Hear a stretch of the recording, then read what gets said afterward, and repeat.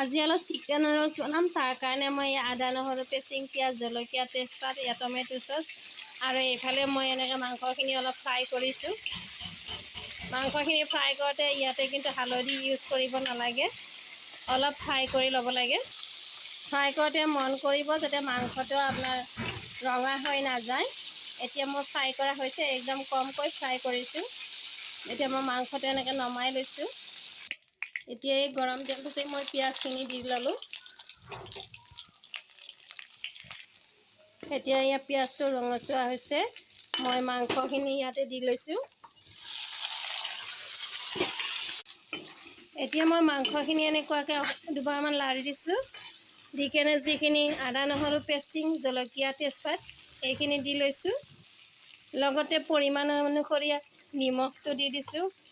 Next জিৰা গুড়া, ধনিয়া গুড়া আৰু গোলমৰিচৰ যিটো সেইটো মোৰ মিক্স আছে, সেইখিনি মই একেলগতে দি লৈছোঁ।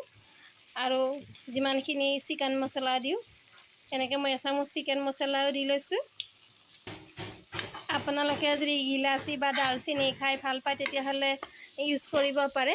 মই যিহেতু মিক্স কৰি একেলগে গুড়া বনাই লৈছোঁ, সেইকাৰণে মই এটা মছলাই দি দিছোঁ। তাত মোৰ গোটেইখিনি মিক্স আছে, যিখিনি দালচেনি, ইলাচি, যিখিনি গৰম মছলা হয়, ধনিয়া, তাৰপিছত গোলমৰিচ, জিৰা, এই গোটেইখিনি মোৰ প্ৰায় 8টামান 10টামান মছলা একেলগতে মিক্স কৰি বনোৱা আছে। সেই মছলাটো মই ইয়াতে দি লৈছোঁ। এতিয়া জেনেৰেল চিকেন বনোৱাই দি মই অকণমান পানী দি মাংসটো ভাজি লৈছোঁ। বাকী আটাখিনিয়ে মই ইউজ কৰিছোঁ জেনেৰেল চিকেন বনালে আমি যেনেকৈ বনাওঁ, কিন্তু ইয়াতে মই হালধি ইউজ কৰা নাই। হালধি ইউজ কৰিব নালাগে, হালধি ইউজ কৰিলে ইয়াৰে কালাৰটো নাহে, চিকেন ৰ'জৰ যি কালাৰটো সেই কালাৰটো নাহে। আপোনালোকে কোনটো বা ইউজ কৰে মই নাজানো, কিন্তু মই ইয়াতে কালাৰৰ কাৰণে এইটো কাশ্মীৰী কালাৰটো ইউজ কৰোঁ। যিটো কাশ্মীৰী মানে জলকীয়া কালাৰ, সেই কাশ্মীৰী কালাৰটোৱে মই ইউজ কৰোঁ। এতিয়া মই কাশ্মীৰী কালাৰটো ইয়াতে দি দিছোঁ।